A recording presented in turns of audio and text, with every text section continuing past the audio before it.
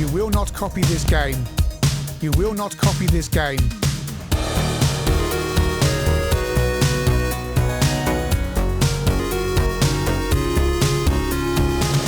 The first Lotus game was a huge hit across the 8 and 16 bits released on the Amiga, ST, Amstrad CPC, Sinclair Spectrum and C64.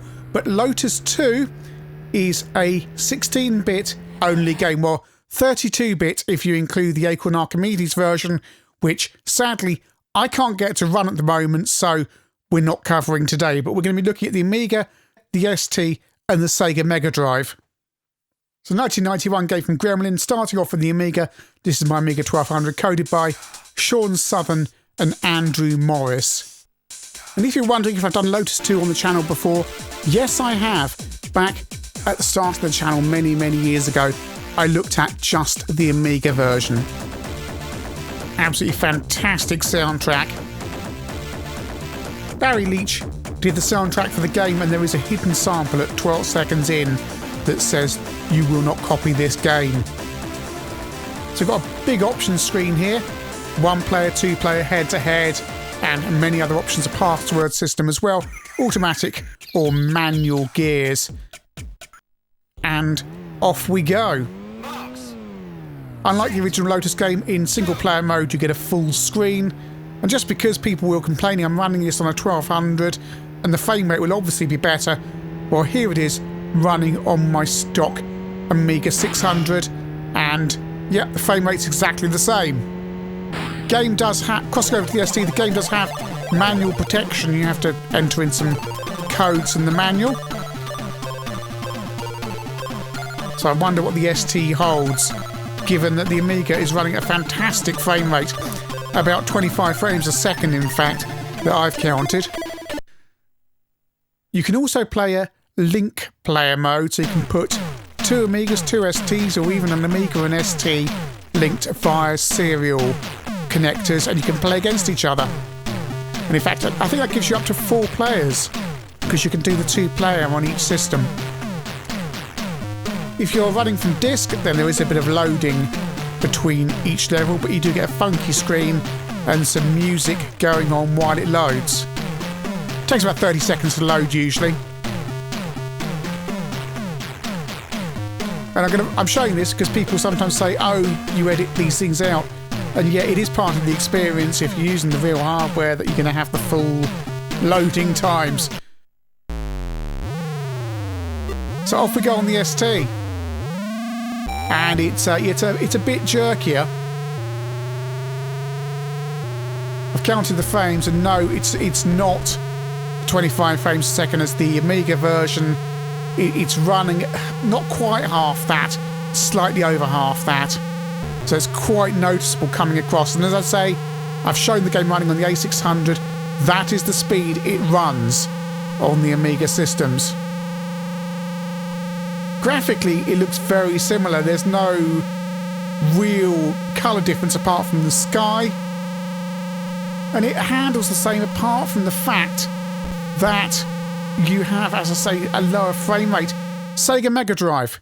Now, this isn't called Lotus 2 on the Megadrive. It is, in fact, in terms of the Megadrive Lotus games, the first Lotus game. So it's just called Lotus Turbo Challenge, not Lotus Turbo Challenge 2. And it was released a year after the Amiga and ST versions, and coded by Pete Daniels, presumably converted from the original 68,000 code on the Amiga. Less options on the menu screen on the Megadrive. No link options. You can still, however, have a 2-player option. And you can configure the controls for fire to accelerate, or you can press up if you're a bit weird. And a stretched out Lotus there for some reason. And in fact, stretched out graphics overall. Set. Go. And you get American samples instead of the British voices, and a yeehaw noise that you get on, I think it's the B button, that only appears on the Amiga version if you go on the motorway level underneath a truck that's crossing over. but apparently you can just use it on the Mega Drive as a taunt. So the frame rate doesn't match the Amiga. It's better than the ST, but it doesn't match the Amiga. Again, the colour scheme is very similar to the ST and not the Amiga. And overall, it just feels a bit cut down. It's a shame, really, given it's running on cartridge on a... Well, I know the Mega Drive doesn't have the copper and all of that, but here we are on the Amiga, and oh, yeah, look how nice this is all of a sudden. It's so smooth, it's so smooth. Your Lotus still sounds like it's a Hoover, which is the problem with Lotus 1, although I think it's supposed to be proper Lotus engine noises. And the difference with Lotus 2 is your car swaps each level. There's two cars, an Elan and an Esprit. Is it an Elan and Esprit? I'm not up on my Lotuses. Ah, yes, right. I'm looking at the Wikipedia entry, and it says it's a Lotus Elan SE, and you get an Esprit as well, and you get the SE on odd levels and the Esprit on even levels. It's a car. Oh, now, you see, you realistically jump over logs and you go in the air and your car definitely doesn't get destroyed. Congratulations. And that's level 1 complete on the Amiga. Over to the ST where, yeah, I'm feeling this now. It's really much jerkier.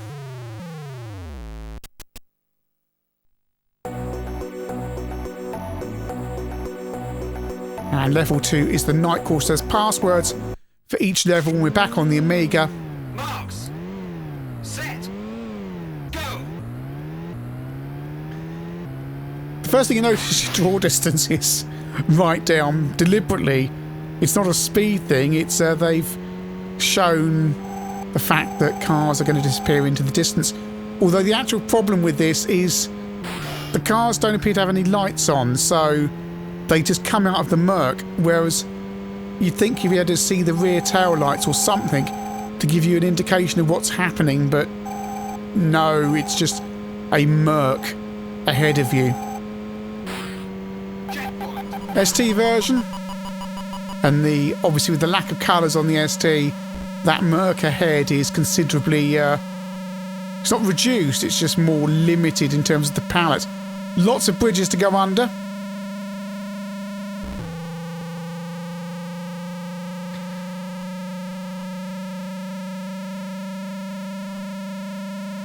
And really it's a game where you have to keep on hitting checkpoints. Sega Megadrive. And the sound effects on the Megadrive, the car here sounds like some kind of spooky ghost going "Ooh, ooh." It's like a strange choice of effects, but never mind. You do get on the Megadrive in the tunnels those lights down the top, which I quite like. The Amiga version doesn't have those. Oh! Nearly didn't make it there. But every time we come back to the Amiga, it's so smooth. And it makes the gameplay better because you can just dodge in and out of those cars and you can get the rhythm of the tracks as they go round.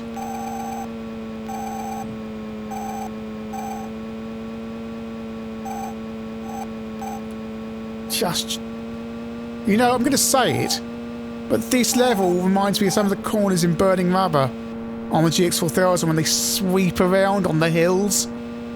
And people are going to laugh at me for comparing a GX4000 game to this on the Amiga. But that's ChinnyVision for you. And these tunnels. And Burning Rubber came out first. I'm pretty sure Sean Southern wasn't playing it though. Oh, that's great. Oh, 4, 3. Am I going to make it? Am I going to make it? Am I going to make it? Oh, no, that's going to be the finish line, isn't it? Oh, no.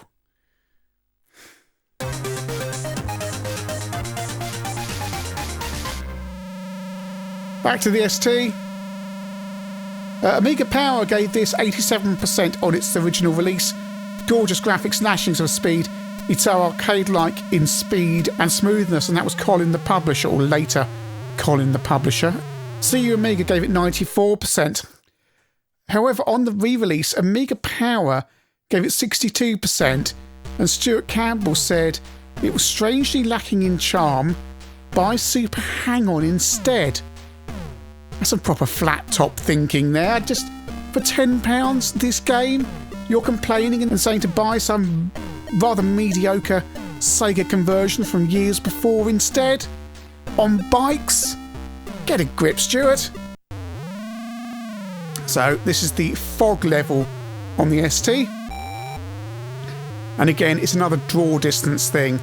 But on the ST here, they've kind of spray painted the cars to simulate the fog. And it looks rather messy as a result. And the courses at this point get quite narrow, which make for a less fun game. I like big sweeping tracks.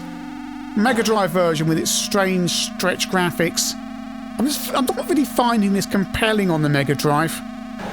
You know, ironically, on the Megadrive, I would rather be playing Super Hang-On, even though it's a bike game, because Super Hang-On the Megadrive is really, really good and sets the bar in the same way this, the Amiga version of Lotus 2, set the bar for other games.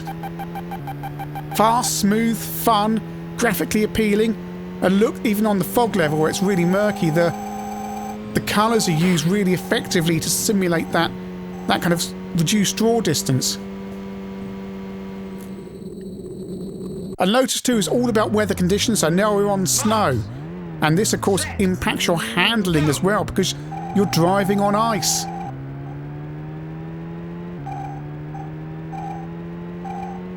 Another thing to note about Lotus 2 is the crashing is different from Lotus 1. In Lotus 1, when you hit something, you come to a dead stop, and then you have to get back up to speed. In Lotus 2, you, like Lotus 1, never sustain any damage and never actually properly crash, but all that will happen is your speed will reduce, depending on how you crash, but you'll never come to a total stop unless you deliberately do so.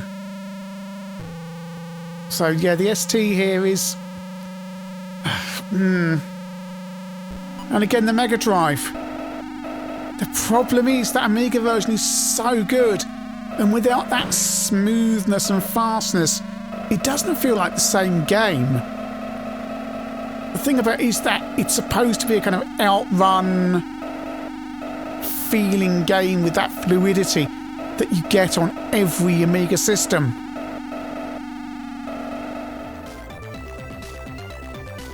So back to the Amiga. This is the desert course.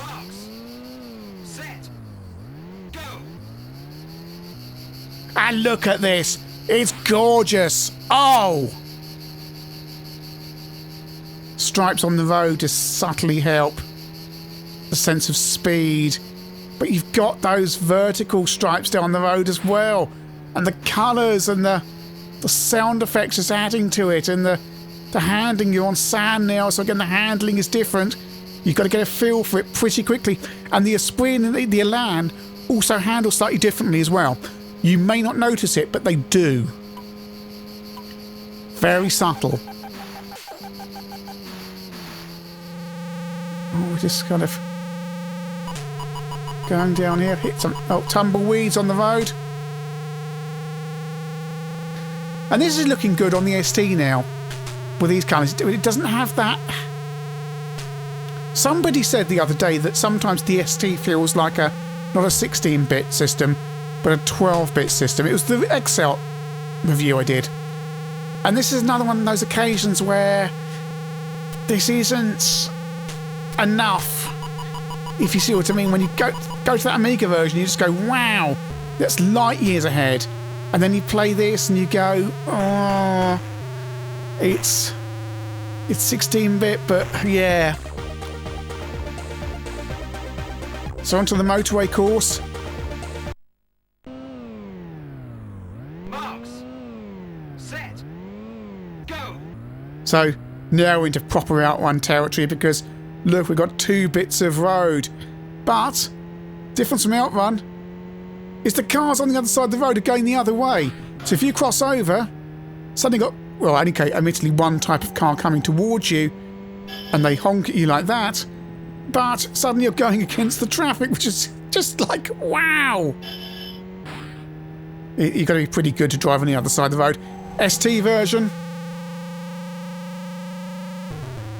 where you just get kind of beeped at, as in a computer beep. And you don't get all the markings on the road either on the ST here, so it all looks a bit weird. Oh, truck! Yeah, don't quite happen there. You're supposed to go underneath the truck. Reminds you a bit of Cisco Heat for its sins. Megadrive. Yeah, it's again, it's just not working for me here. Because if you had this on its own and you had no Amiga version as a reference, you'd go, oh, this is a game worth about 70-something%. Yeah, 70-75%. But then you compare it against the Amiga versions. If your mate had it, you'd be going, oh, perhaps I don't want to show him my version of Lotus. And as I say, on the Mega Drive, in any case, it's just the first Lotus game, because the first Lotus game on the Amiga and ST and the other computers didn't come out on the Mega Drive. So, we're onto the Marsh course. It's the Amiga again, always a bit of a melee at the start. You're not racing for positions, which I think is a little bit of a shame.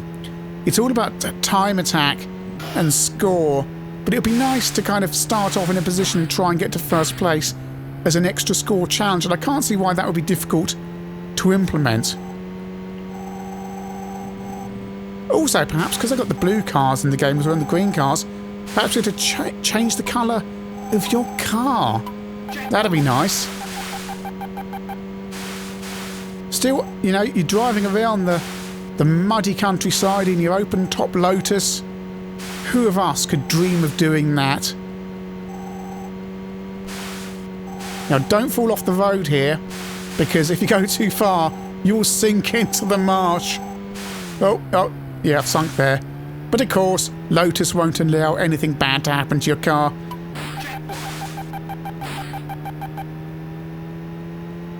And the car AI, or the enemy AI, in this is far better than Lotus 1. In Lotus 1, you'll recall I complained about cars swerving in front of me just as you're about to overtake them. That's been improved here in Lotus 2. On the ST.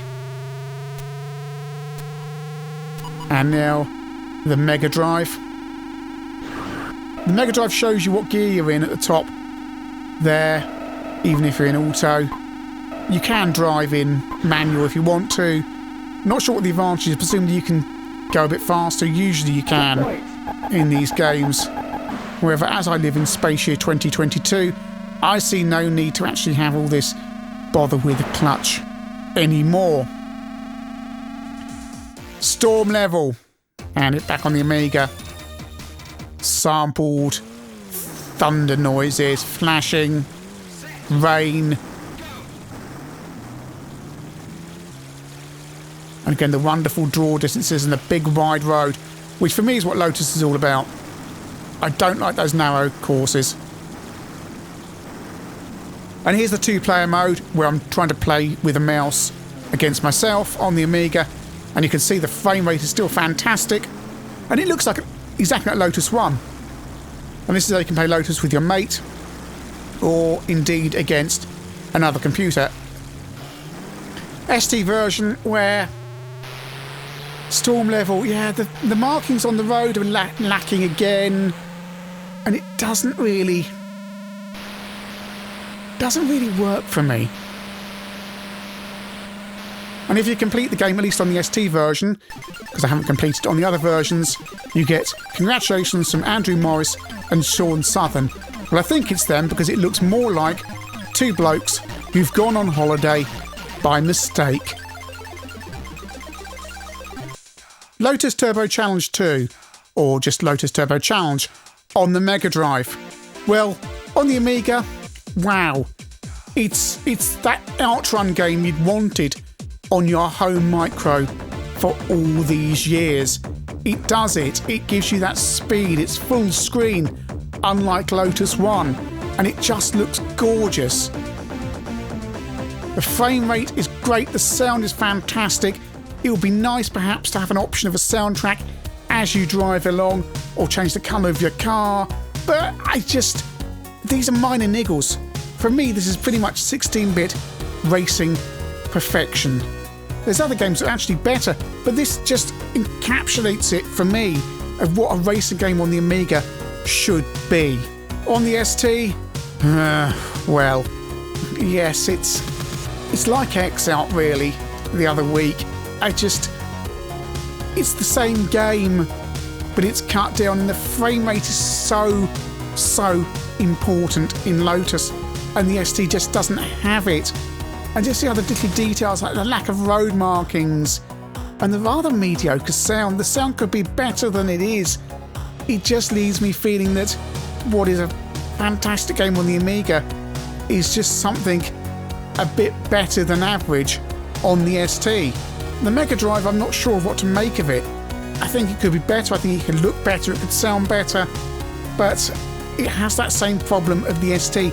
It lacks that fluidity, and that is what Lotus is all about. That fast frame rate that lets you dodge in and out of the other cars, and it just doesn't have that. And when you take away that fast frame rate, the game is exposed as just another racer, and that may sound an odd thing to say, but actually there's plenty of racing games like this you can play and get the same enjoyment out of. And what makes it stand apart on the Amiga is just that, wow, so fast, so smooth, and that precision, that absolute precision when you touch that joystick just to go around the corner or go around an opponent that isn't there on the ST and Megadrive. Lotus 2 on the Amiga is a fantastic, brilliant game. It's in my top 10 Amiga games. It's if someone came around my house and I wanted to show them an Amiga game, one of them's going to be Lotus 2, Pinball Dreams, Frontier, Formula 1 Grand Prix. We're talking at that level, and actually there's individual racing games that look better and do things better than this game, but just Lotus 2 just kind of gets it right, and it's just that handling. In short, on the ST and Megadrive, don't bother. On the Amiga, just get it out and play it. It's marvellous. Surprise, there's a bit at the end. On the Amiga version, if you enter ducks into the password system, you get to play Crazy Quacks, which was a VIC-20 game by Sean Southern back in 1984. It might work on the ST as well, but I haven't checked.